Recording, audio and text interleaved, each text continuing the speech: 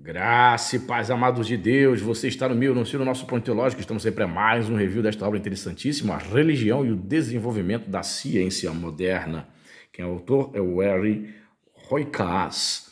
Interessante que essa obra, queridos, é de uma editora que eu não conhecia não, Academia Monergista. Interessante, essa obra é de 196 páginas, vamos mostrar para você o sumário, a sinopse e ler um trechinho desta obra. Fica comigo até o final do vídeo. Para você que não conhece, eu sou o pastor Anderson Porto, estamos aqui nas internet da vida compartilhando conhecimento. Seja muito bem-vindo ao nosso canal, dê o seu like, se inscreva aí, ative o sininho da notificação para você receber as novidades. Sugiro que você dê uma olhadinha na nossa playlist. Nós temos Teologia para Iniciantes, mais de 80 videoaulas totalmente gratuitas para você. Temos lá a série de vídeos Teologia Pentecostal, Teologia Paulina, nós temos também Prolegômenos, curso de História da Teologia. Dá uma olhadinha lá e compartilha os vídeos aqui do nosso canal para as pessoas que não conhecem ainda, para que ele possa dar um engajamento maior, para que o YouTube possa continuar divulgando mais. A partir do momento que você faz seu comentário, dê o seu like, tá certo? E quero dizer para você também o seguinte, nós temos aqui embaixo nos comentários o link do nosso Apoia-se. Você que deseja se tornar o nosso apoiador, né, mensal, nosso patrono, entra ali no link do Apoia-se, você entra na plataforma. A partir de R$5 mensais, você poderá se tornar nosso apoiador, 5, 10, 15 dentro das suas posses. Né? Fazendo isso, vamos colocar você no nosso grupo do WhatsApp da família Point. E quando nós batermos a meta financeira que você vai ver lá na plataforma, nós pretendemos sortear livros de teologia todos os meses para os apoiadores, tá certo? Eu vou ler aqui a sinopse dessa obra, que eu achei interessante. Olha só. O título do livro, né? Em A Religião e o Desenvolvimento da Ciência Moderna, o professor Roykaas investiga o papel que a interação das concepções bíblica e helênica no mundo desempenharam para o surgimento no Ocidente da ciência como a conhecemos hoje. Numa época em que muitos veem a religião e ciência como adversários, a instigante análise histórica de Roykaas propõe uma interpretação inovadora e mesmo surpreendente, ao sugerir que a ciência contemporânea é, em boa parte, produto da influência judaico-cristã no pensamento ocidental. Até a Revolução Científica dos séculos XVI e XVII, os conteúdos e métodos da ciência não diferenciam essencialmente dos da antiguidade. Somente então tornam-se evidentes um desendeusamento da natureza, uma avaliação mais modesta da razão humana e um maior respeito pelo trabalho manual que abriram o caminho para a experimentação e para o exercício da dúvida metódica que estão na base de toda a ciência moderna. Aqui ele diz mais aqui, ó. As razões dessa mudança de visão do mundo e os efeitos que teve sobre o desenvolvimento da ciência são apenas o ponto de partida para o estudo de Roykaas, que traça um amplo quadro das concepções gregas da divindade e da natureza, bem como da interação que se estabelece entre elas e a concepção bíblica do mundo. Com ênfase especial no papel do protestantismo, sobretudo do puritanismo calvinista, o fundamento nos trabalhos de pensadores como Galileu, Kepler, Descartes e Newton, entre outros, o autor nos leva a ser uma fascinante jornada ao longo do desenvolvimento da ciência, mostrando como a deificação da natureza e a superestimação da razão humana encontradas no pensamento, ele continua aqui do outro lado, pensamento grego, somente são substituídas ao entrar em cena uma nova concepção do mundo, ligada à religião cristã, que influencia decisivamente a ascensão da ciência experimental. A obra A Religião e o Desenvolvimento da Ciência Moderna é, assim, uma profunda e erudita análise histórica, a par de um fascinante relato de uma das transformações mais decisivas da evolução da humanidade, cujos efeitos se fazem sentir cada vez mais no dia a dia. Quem foi este autor? Henri Roykaas. Já morreu, né? Nasceu em 1906, morreu em 1994, foi professor de História da Ciência da Universidade de Utrecht, Países Baixos, e dono de um vasto conhecimento da história da filosofia, da religião, da ciência e da teologia. Tendo iniciado sua carreira acadêmica como professor de Química nas universidades de Zeist e Amsterdã, inaugurou em 1945 a primeira cátedra da História da Ciência dos Países Baixos.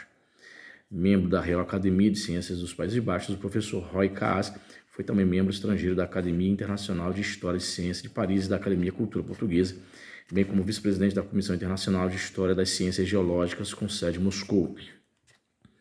Em suas obras, que vão desde a história da química e evolução da ciência na Renascença, e no século 17 e 18 até a mineralogia, a teoria atômica, destacam-se The Concept of a Chemical Element, de 43, e Nature and History, de 66, e History of Science, de 71. Então vamos mostrar para você aqui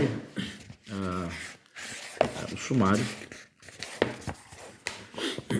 Tá, 196 páginas, nota de agradecimento, aí vem a introdução, capítulo 1, Deus e a Natureza, capítulo 2, Razão e Experiência, capítulo 3, Natureza e Arte, capítulo 4, o Avanço da Ciência Experimental, capítulo 5, a Ciência e a Reforma, e o Epílogo. Eu separei um trecho aqui, a Ciência e a Reforma, página 127, que é o capítulo 5. Vamos ler o trecho para que você possa ter uma noção. Ó. A influência da reforma sobre a ciência. Letra A, participação dos protestantes na pesquisa científica. As pesquisas sociológicas têm demonstrado que, até bem recentemente, os protestantes foram relativamente mais numerosos entre os cientistas do que seria de se esperar em função do seu número global. A de Candle, de 1985, constatou que, entre os membros estrangeiros da Académie des Sciences de Paris, de 1666 a 1883, os protestantes foram bem mais numerosos do que os católicos romanos. Na população da Europa Ocidental, fora da França, a proporção de católicos romanos para protestantes era de 6 para 4, enquanto entre os membros estrangeiros da Academia de Ciências era de 6 para 27. Na Suíça, a proporção de católicos romanos para protestantes era de 2 para 3. No entanto, durante o período mencionado, houve 14 protestantes suíços membros da Academia e nenhum católico romano. O professor belga J. Pelsenir, historiador da ciência, registrou que nos Países Baixos do Sul, ou seja, na Bélgica, no século XVI, os protestantes formavam apenas uma pequena minoria, talvez 100 mil. No entanto, os cientistas protestantes eram muito mais numerosos do que os de fé católica romana.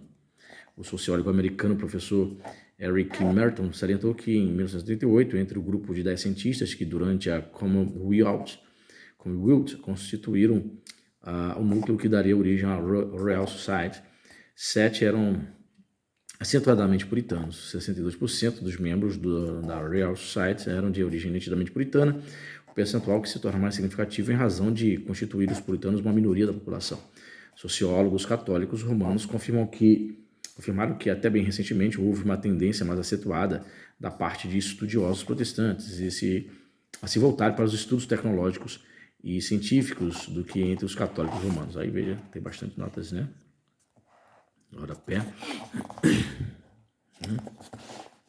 Vou ler mais um textinho aqui. É provável que o desenvolvimento das ciências exatas e da tecnologia no final do século XVI, no decorrer do século XVII, nos círculos protestantes, possa ser atribuído em parte à expansão do comércio, da indústria e da navegação. Mas isso não explica a razão do grande interesse contemporâneo da botânica e na zoologia, que não era objeto de utilidade econômica imediata.